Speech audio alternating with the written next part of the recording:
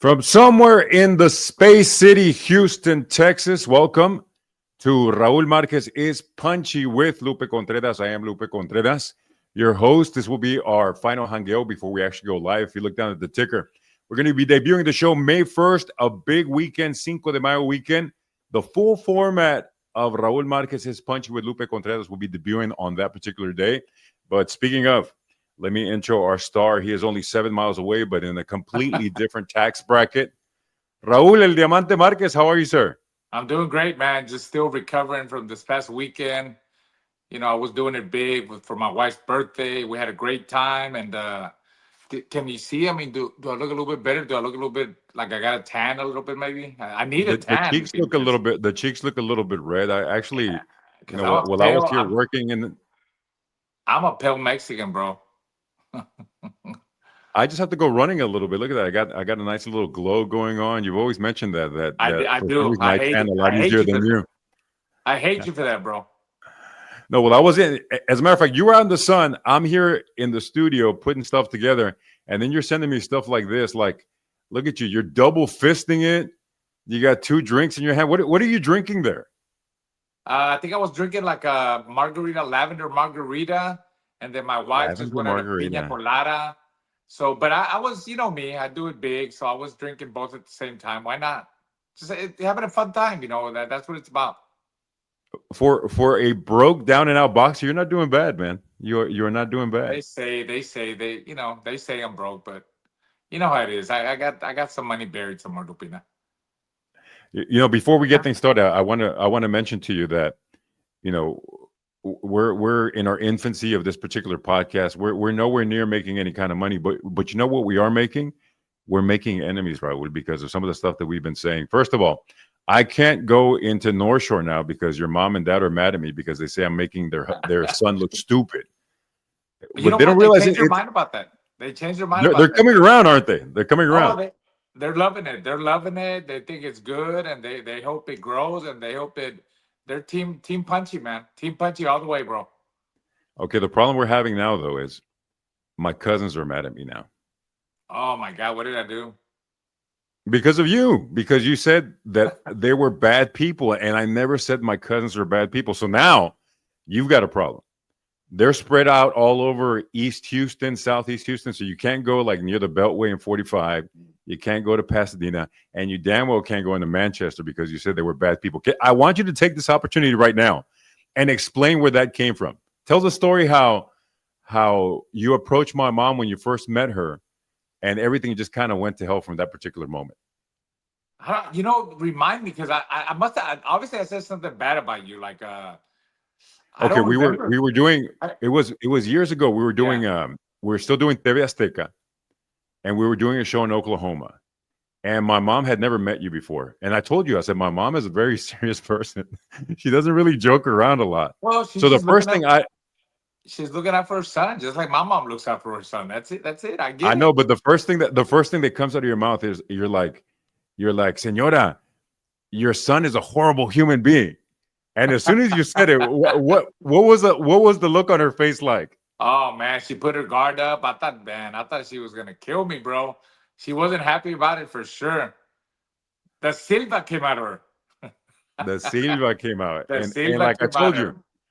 I never said they were bad. I said they will kick your ass. And then Yeah, you implied yeah, that was bad. Okay. yeah. I think. So Why tell would you? you gotta tell Jaime, Ray, my cousin Caesar, Ricky, David, all those guys that I never said that. No, you didn't. You didn't. But you made a comparison. Like, if anybody is the mean part of the family, No, they're I gonna said they were throw the down. tough part of the family. Yeah, the tough that they're gonna throw down Yeah, or whatever they have to do. It's yeah, gonna be the Silvas. yeah. My But dad's side listen, of the look. family is the jokey side. He's always very lighthearted.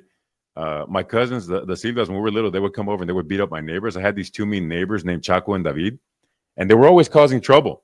So anytime they would get aggressive with me, they would just take care of them. They'd go back home, and I wouldn't have a problem for like the next few months because I would just threaten them that my cousins were coming back, and they would back off. But I wanted to clear that up because we're not making any money out of this, but we're definitely making enemies. Hey, it's all fun, man. It's all fun. Don't take it personal, It, Silva. you had a pretty interesting day today. I was looking at your social media and explain this to everybody. I'm looking at your social media, and actually, where's this picture here? Um, hold on, let me get rid of this one. And look at that. What's going on here? You got cameras. There's like a movie set, a fuzzy microphone. Top secret, man. I can't tell you. That's why. That's Are why I you put are on you there. going reality? Is this the Well, we'll the see. Stay lifestyle tuned. of El Diamante Stay, style? you never know what El Diamante is, up to. You know me. I'm built on success. I'm always working. Even though you don't believe me, I'm working 24/7 on the Punchy show, Future Gyms, my gym now, Giovanni Training.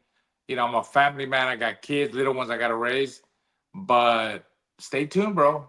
Good things coming. Bigger things are coming. I'm going to have to add to the intro. I'm going to have to add 1992 Olympian, former IBF super welterweight world champion, former Showtime broadcaster, That's old news. Hey, reality no. That's old news, bro. It's what's to come. That is old news. entrepreneur, It's reality TV it's. star, Stay all sorts tuned. of things that are going on. You know how All right, people say. You know how people say big news are coming. Stay tuned.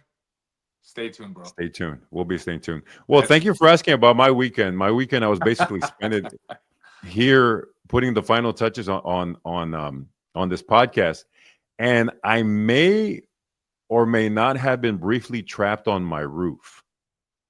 I had the bright idea of going up on my roof because my HOA sent me a letter because there was like mold growing on one of the walls, so they were going to want you to find clean me. it up. Yeah, they want you to They clean wanted it to clean up.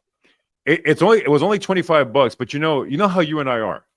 We're not Yes. cheap, but we're very careful with the money. So I was like, you know what? I'll just get up on the roof. I'll clean off the mold and I'll save myself $25.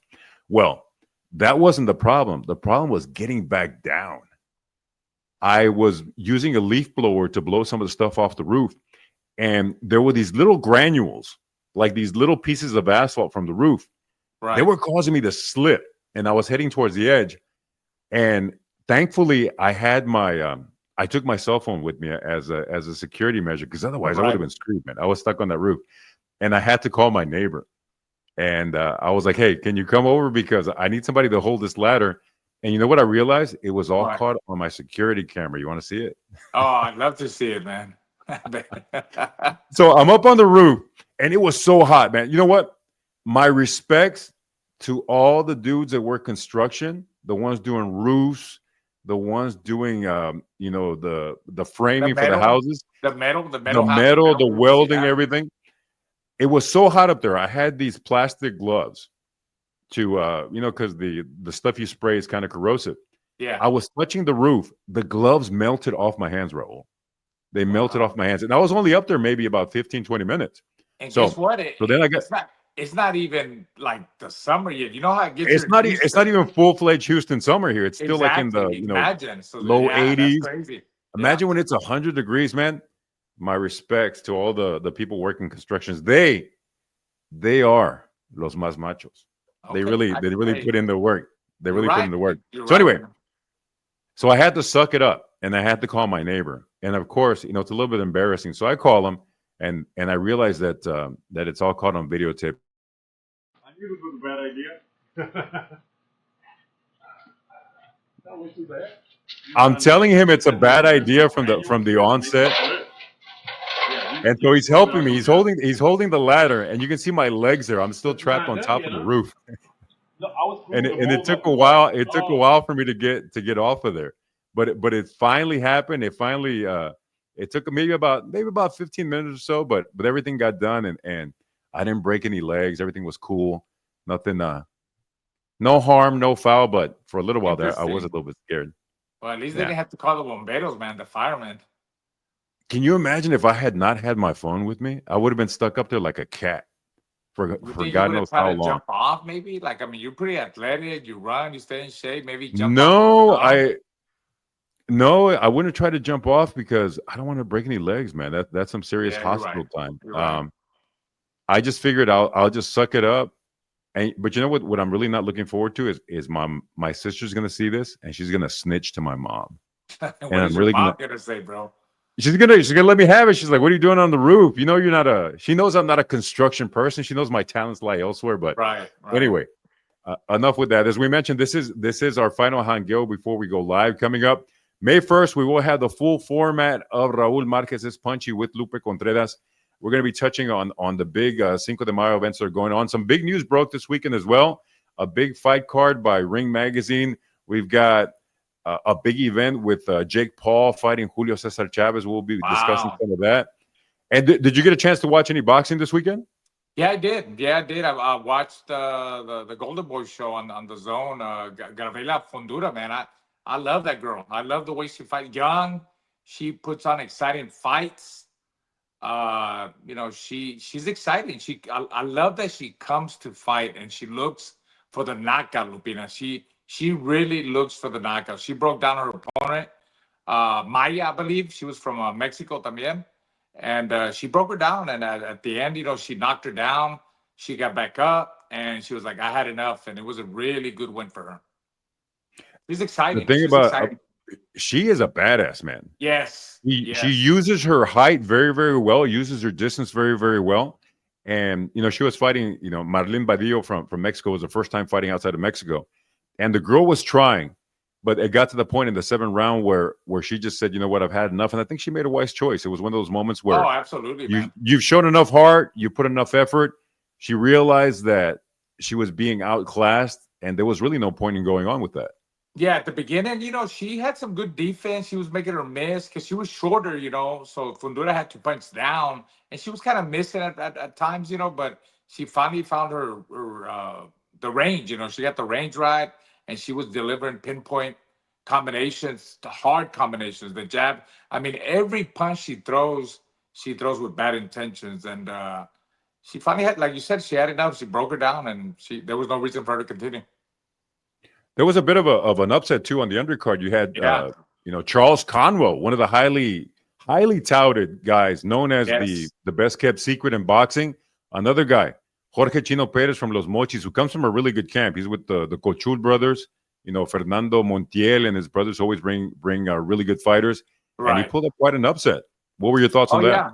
Well, no surprise. First of all, no surprise. I mean, it was a surprise, but no surprise because Perez, he comes out. He's got a good team behind him. He's got the whole Cocholito Montiel family. We know they always bring. First of all, they're very experienced and they always bring good opponents. But Conwell, he had been looking very good in his last couple of fights, and he just couldn't hang with him. I mean, it came down to who wanted it more. Perez was busier, was in better shape, and he was hungry, man. He had 4 losses, and 3 of those losses he had lost by split decision. But this time, he got the split decision, and I think he deserved it. I was looking at his box rec. I really hadn't heard much about him prior to this particular fight, but he had defeated another guy in Kudratilo Abduhakarov, who had fought on one of the OTX shows. A very legit dude.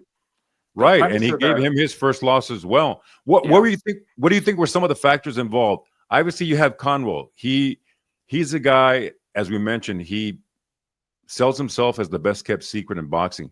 Do you think it's a case of maybe he was looking past this particular opponent, or was it just the guy who wanted it more, as you said, than like what I said, Conwell I think Perez was just in better shape. He was busier and he wanted it more. I'm not going to say Conwell wasn't hungry, but I think Perez kind of broke him, because Conwell was leaning on him a lot, kind of trying to offset his rhythm. I think Conwell tired out. I really think that's what happened. When Perez was real busy and was pushing him and trying to press him, Conwell was leaning on him, trying to run down the clock. He got tired, and I think Perez just showed more gut, more. He was hungry, man, and I think a lot of it has to do with the experienced corner of the Montiels in the corner. I went back and looked at some of the highlights of the fight.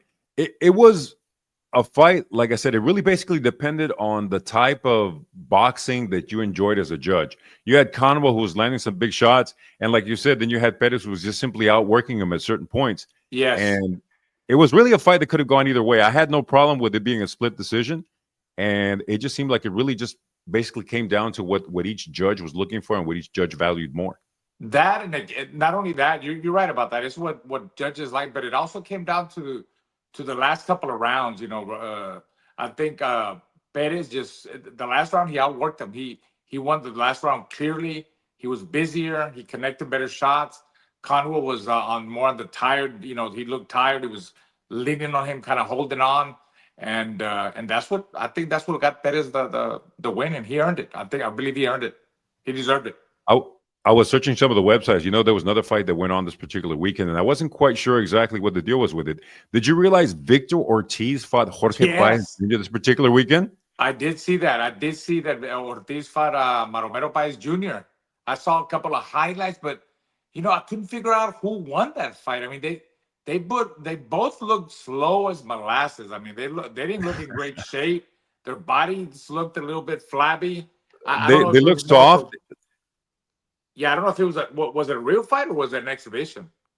It's hard to say. It had to have been an exhibition because I saw the Yes. announcer say it was 8 2-minute rounds. Okay. And if you looked at the gloves closely, the gloves look much larger than your standard gloves. I mean, one of them was wearing the white gloves, which also can be a little bit deceptive. They kind of, create this optical illusion where they look bigger than they are. But they Yeah. seem to be a little bit bigger. And both guys were trying. I don't think they embarrassed themselves in any regard, but it definitely looked to be part exhibition, and like some of them were trying to show what they had left, but as you said, it was one of those situations where I don't know how much either one of them still has left.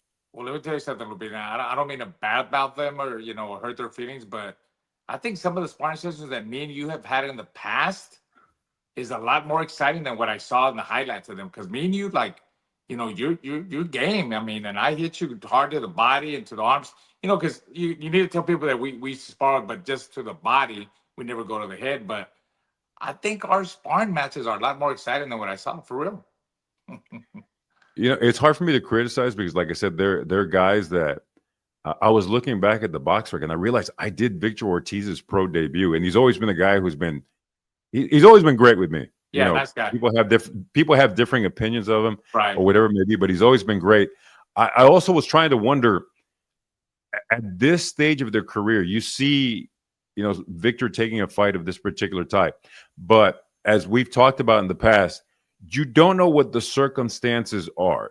You don't know if it was Victor's choice to be in there, or Right. you see half a dozen people in his corner, and you don't know if this opportunity was brought to him, or maybe the fight purse was just so enticing that he couldn't turn it down. I'm sure you've been in that position where people have offered you certain things that you're like, I'm not quite sure, but it is enticing to lure you back in the ring, no? Not at all. Not for me. I'll never come back in the ring. I'm good. I'm good where I'm at. I'm good here doing the Punchy show. I'm here doing whatever broadcasting shows I do, and I got my gym going on. I got a future gym coming up. Yeah, I don't need to come back to boxing. I'll focus on Giovanni, Good. training Giovanni, and that's it. And beating up on me. When I can, but it's been a while. It's been a while. I think we need to do it again. We're both retired. We might Like your do mom that. says, I don't know. We might do that one day. I don't know, for the Punchy show. like your mom says, you guys are too old to be messing around like that. And I think after we're walking around all night, both of us are sore and we can't walk the next day. I think she has a point. But anyway, let's get to what we're here for. This is the Final Hangueo. Before we go live, we mentioned to you guys to go ahead and send us some questions. And nothing is off limits. You can ask us whatever you like, whether it be from the boxing world, whether it be from just general questions that you want to know. And let's go to this particular question right here. This one is for you, Raul. The question is, hardest puncher you've ever faced? I think I know the answer to this particular fight. That's an easy one. That was the last fight of my career when I fought for the middleweight title. I mean, I earned it to get there. I fought on Showtime Championship Boxing. I beat Giovanni Lorenzo, an undefeated guy, Dominican power puncher. He was supposed to beat me. I was not favored on the odds. And I pulled off the upset for the number one spot, and I ended up fighting Arthur Abraham. Killer. I mean, that guy, you saw what he did to Jermaine Taylor, to a lot of fighters. He put him to sleep, man. And that guy, I've been hit by some really hard hitters, but guys that had a lot of knockouts, but Abraham was another level. And I took a good punch. But every time Abraham touched me, it don't matter where, even with the jab, you could feel his power. He was just heavy-handed, very heavy-handed. The next question we have, It says, win, lose, or draw, is there a rematch you would have liked to have had?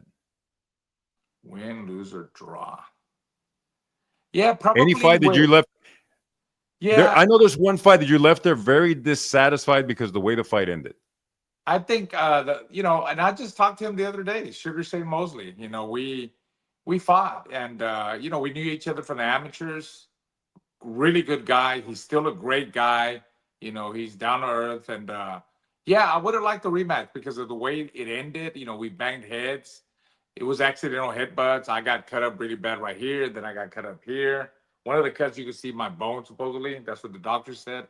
So they had to stop the fight. So it was a no contest, and I always wanted that rematch, but it never happened. He went out to fight the Golden Boy again, and he beat him again that same year. So can't blame Shane. He made a lot of money when he fought the Golden Boy. There was no need for him to fight me again. So he beat him in the rematch, and we know he had a good career. Now, during that time, it was when we were working at HBO Latino, and I remember you were somewhat bitter about the way that fight ended. How long did it Yes. take for you to kind of come to terms and for lack of a better phrase, get over that situation? It was tough, because people that you know know me from back in my amateur days, when I was on the national team for 4 years, I was a top level amateur. And when I fought Shane, uh Shane was part of that team, but not he wasn't the number one guy. He was maybe number two, number three, number four guy. The number one guy was the late Vernon Forrest. He was the number one guy. So I was just a top amateur, and Shane was always a smaller guy. So yeah, I was a little bit bitter the way the fight ended. I hate that it ended that way. I did feel that I was stronger than Shane. I felt he felt my strength, my power. But hey, I mean that's the way it ended, and I was never able to get the rematch. But I wanted it bad, so it took me a while to get over it. As we mentioned to you guys, this is the final Hangueo before we do the full format of the Punchy Show. You can look for it on YouTube. It is Raul Marquez's Punchy with Lupe Contreras at Punchy Show on Instagram and Facebook, as well as on Spotify and Apple Podcasts. We will be releasing the audio version of that particular of the show weekly. And I like this question, Raul. It's Okay. somewhat timely. We just kind of and very localized to us. The person All says, right.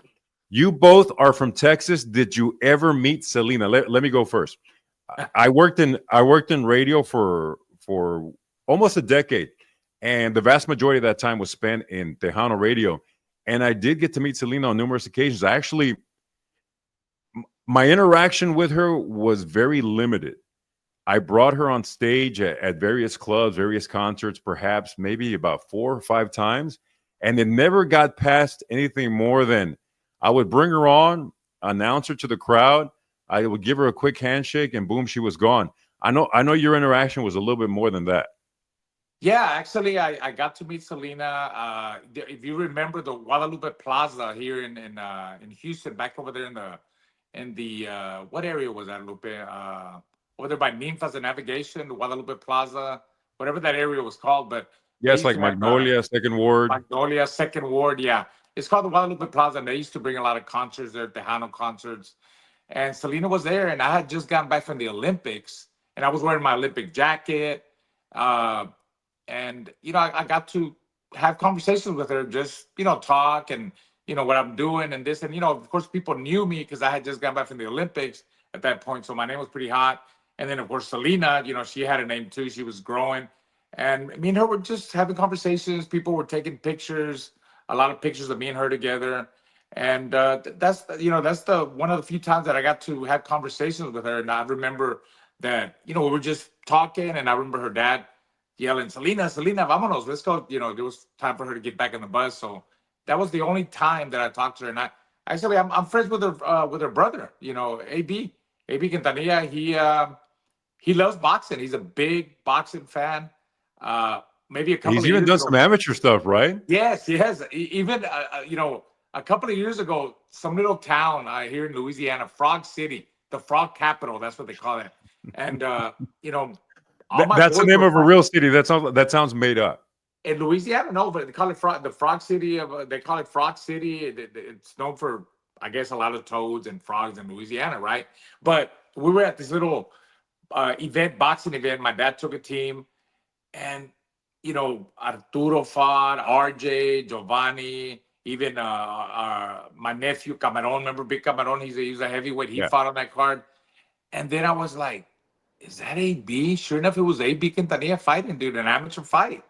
It was an And amateur why was he fight, doing it? I mean, and I he's was got to be close to our age, right? Like in his late no, no, 40s, no, somewhere no. around there. He's older than He's us. older? I Oh, think he's wow. got. I think he's got about maybe 8 to 10 years on us. But he got in Wow. shape. He fought. He was fighting. I was trying to motivate him, and he lost. But it was a close fight. It could have gone either way. And yeah, I'll never forget that because he was there, and really not many people knew him, because in Louisiana, I mean, just who would think, AB was going to be there putting on the gloves and fighting? But it was interesting. It was fun. And ever since then, we always keep in touch and we talk. We'll talk for hours about boxing. He's a good guy. The next question is: you guys travel a lot. Favorite city and why? Let me take this one first. My favorite city, and it just comes down to boxing. Whenever we do shows in Las Vegas, Yeah, it just has a different feel. It has a different feel. yes. You feel like you're in the big leagues. You Yeah. look around and you're like, oh man, that looks like Will Smith, and you're like, holy crap, that really is Will Smith. Yeah.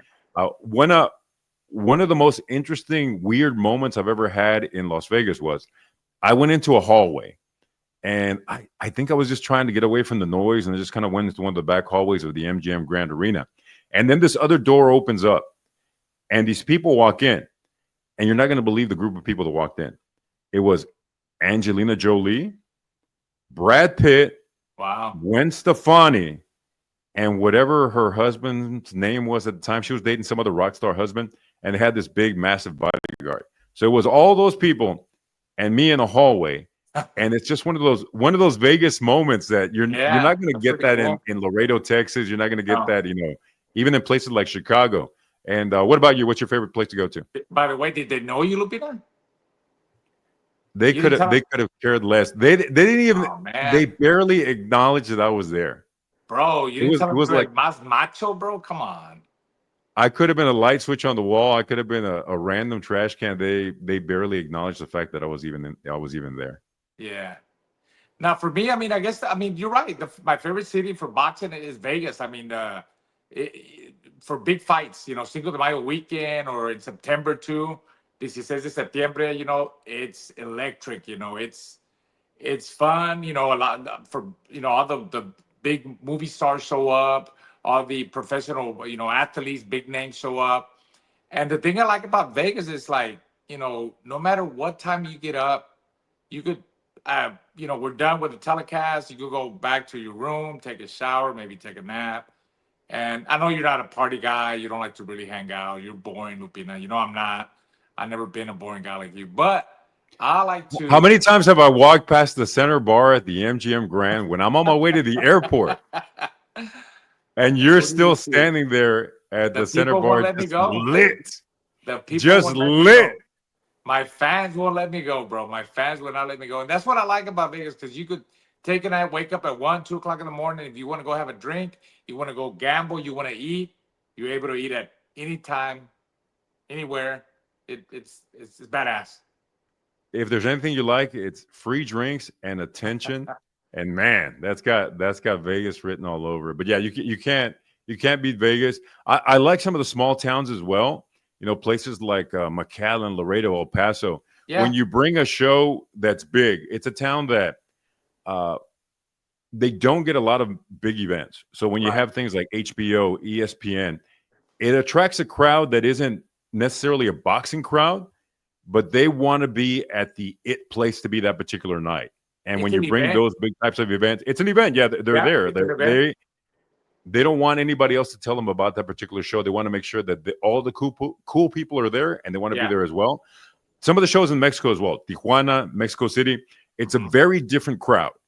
It's a family crowd. You'll see grandmas, you'll see little kids, Yeah. and it's very different from a Vegas show. In the Vegas show, typically you'll see men, they'll bring a date along, um, or you just see groups of guys that are enjoying the particular show. But it's a much more family oriented event when you do a show in Mexico.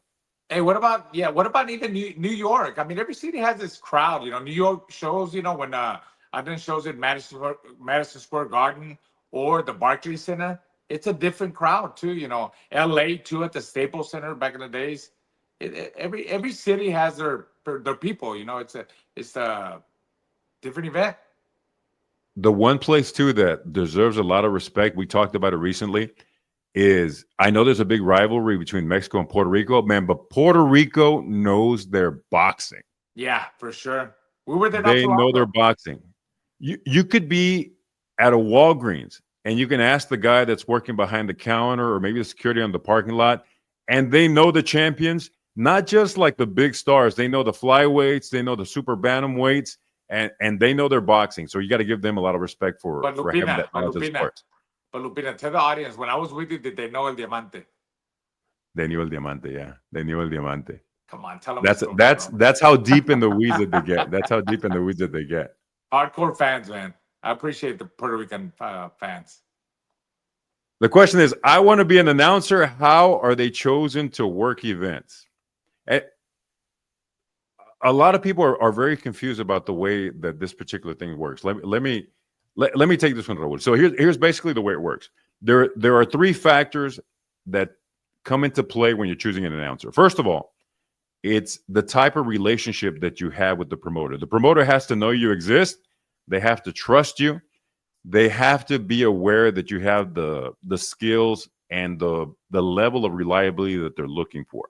The second most important thing is you have to be available. You know, a lot of the promoters have the same dates. They all do them on Saturdays. They all do them on Fridays. So you have to be available.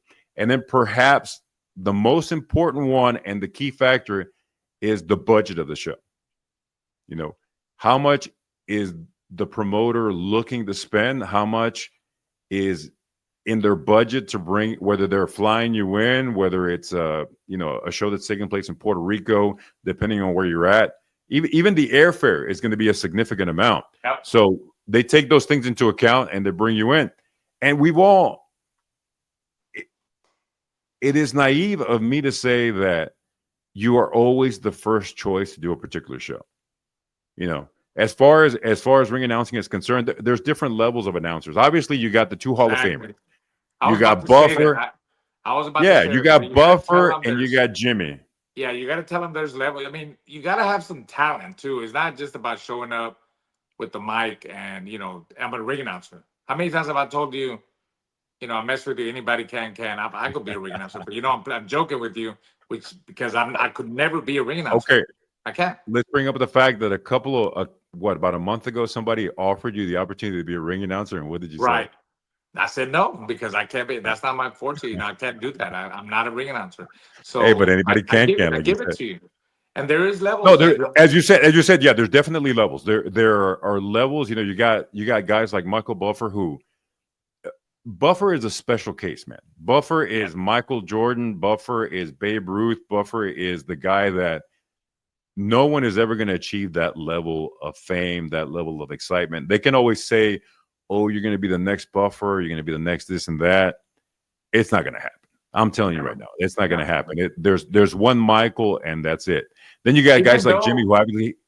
Even though, Lupina, that I know for a fact that there's some ring announcers that think they're going to be the next Buffer. Well, am I going to mention the thing about it is, well, okay, let's be honest. Okay, the thing about it is we work in the business, if you work in an industry where you're competing for people's attention, you're in entertainment, whether it's sports, whether it's music, whether it's acting, whether it's boxing or ring announcing. And what happens in this particular business is they use your own ego against you. They use the fact that you have ambitions and you have aspirations to become the next Michael Buffer. And They put that in your head and they make you believe that that is possible. Now, I'm saying this from experience because I've been in this for 25 years. And I've seen the way people tell you, oh, the next show, this is going to happen. And it's always the next show. It's not the one you're currently doing. For some reason, the one you're currently doing, it's not going to quite work out that way. But the next show, The Maybe. next show is where it's going to pay off. And they make you believe that. Yeah. And that's what happens with with a lot of announcers. For people always ask me, are there rivalries with the announcers? Not really, man. They're the guys that work on a regular basis. There are so many shows going on that there's plenty of work to go around for everybody.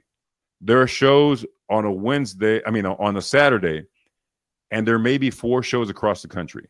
You can't be at all 4 places at once. So at one show, you'll see, you might see me doing one. You'll see Joe Martinez doing a show at another one. You'll see Thomas Triberoff in England, and there's enough work to go around for everybody. The issue comes into play when you have the guys that are aspiring to be ring announcers, because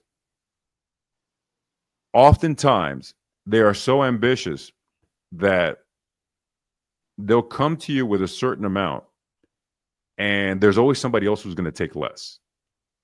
There's somebody who's going to take less, and as you mentioned, they're going to do certain things that you're not willing to do. Some guys will be willing to drive in. Yeah.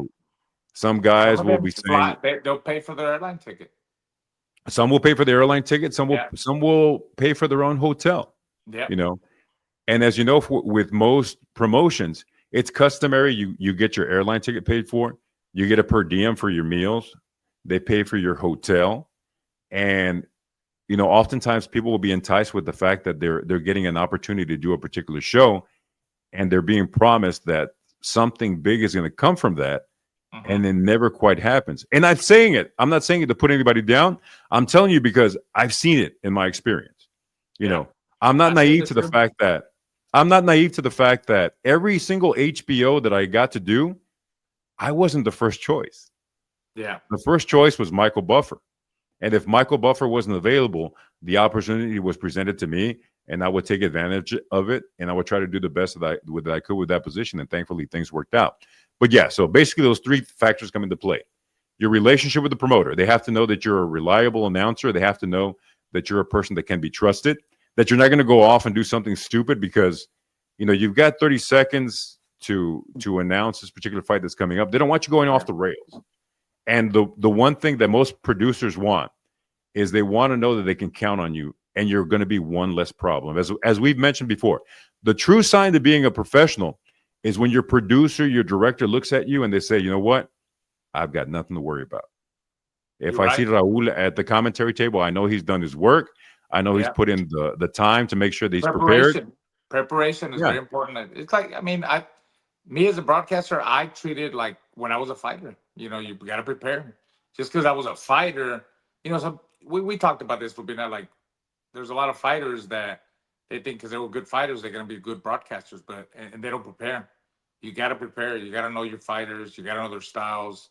It's a totally different skill set. Just the fact that if you have it in your brain, the key is getting it from your brain into the microphone and in such a way that it's concise, it's entertaining, and it's informative at the same time. I've seen you many times before a show. You'll even tell me, can you shut up, Lupe? I'm going to go in this corner because I need to prepare for my particular broadcast. And you want to be left alone. That's a good another show later on when you're trying to prepare yourself for the on camera, and not trying to be rude or nothing like that, but you got the fan that wants to take a picture or wants to talk boxing, and we're trying to get ready for the show. I'm trying to, but it's part of the job though. You got to balance both things out. Right. If the guy wants to take a picture, you take a picture. Yeah. Of course, there's the guy that wants to talk to you for like 20 minutes, and you're getting wired up. It's hard, yeah. You're getting wired up. You're doing some pre-tapes that you have to make sure you know what's going on. Yeah. How to open up the particular broadcast. So that can be a trick, but it's part of the job, man. It's one of those things where you're going to be juggling several different things. You're a broadcaster, you're an entertainer, and you're a public relation person at the same time. Because if you walk away from that guy and say, man, I don't have time to take a picture right now, guess what? He's going to tell every single person what a jackass and what an ass Raul Marquez was because he didn't take a picture with him. And that's not a good thing, because it's not a good thing. I take pictures with everybody. I never say no.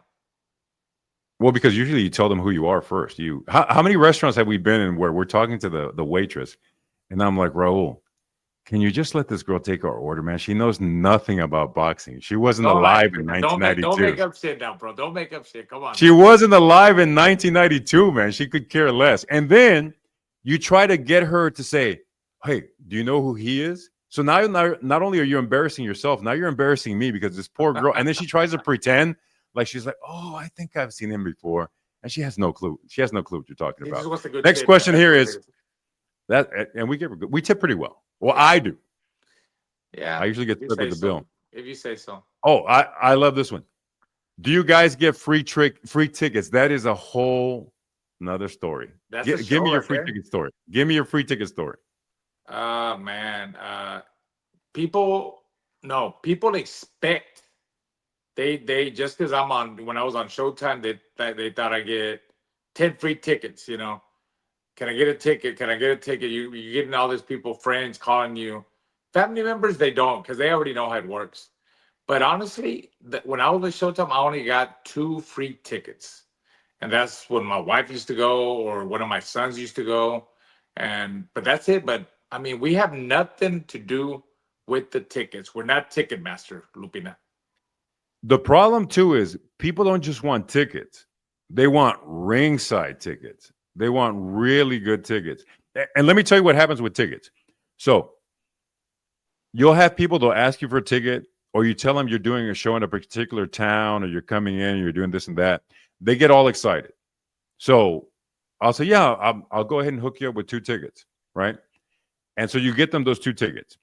By the time the show comes around, sometimes something has come up. You know, they were all excited 2 weeks ago, but the day of the show, now they're having an issue. They can't find a babysitter. Perhaps something else is going on. So you'd be amazed. I would say a little bit more than 50% of the time, if you give someone free tickets, chances are they're not going to show up. And it's happened to me time and time again. And what I realized, this is what happens. You can give them two $100 tickets, so they're both $200. If they had spent that money, they were going to make damn sure that they made it to that show because they spent $200. Oh, absolutely. But you gave it to them. You gave it to them. They didn't have to pay anything. Now they have to find a babysitter. So that's, I don't know, what do babysitters cost these days? 50, 60 bucks, 100 bucks? Yeah, I mean, it's up. No. Everything's expensive, man. I'm Okay, sure. so now those free tickets are negative $100. Then they have to pay for parking. So parking is another 20, 30 bucks depending on the venue. If you're going to one of the newer stadiums, it could be 50, 60 bucks Oh, to yeah. pay for parking. Yeah. So now they're in the hole 160 bucks. And what happens is, since they didn't spend any money on the tickets, they just say, screw it, we won't go.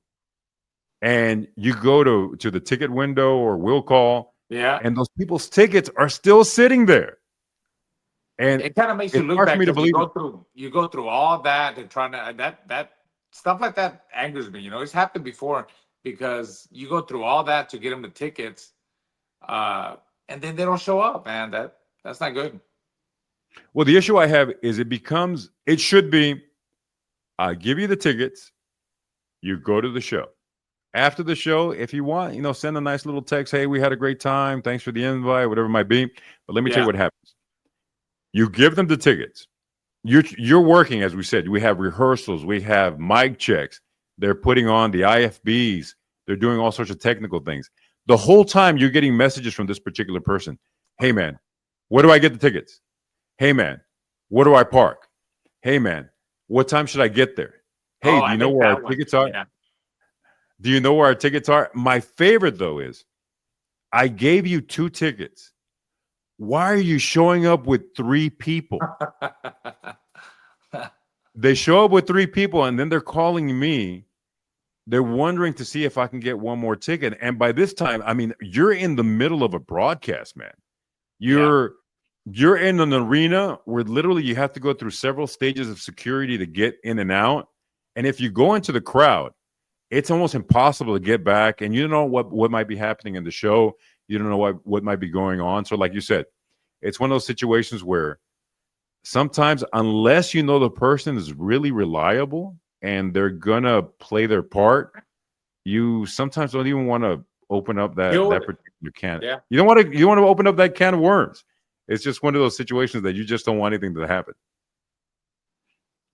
Next question is, what's the weirdest thing you've ever seen in the ring? What can you name? Weirdest thing. I mean, just maybe somebody.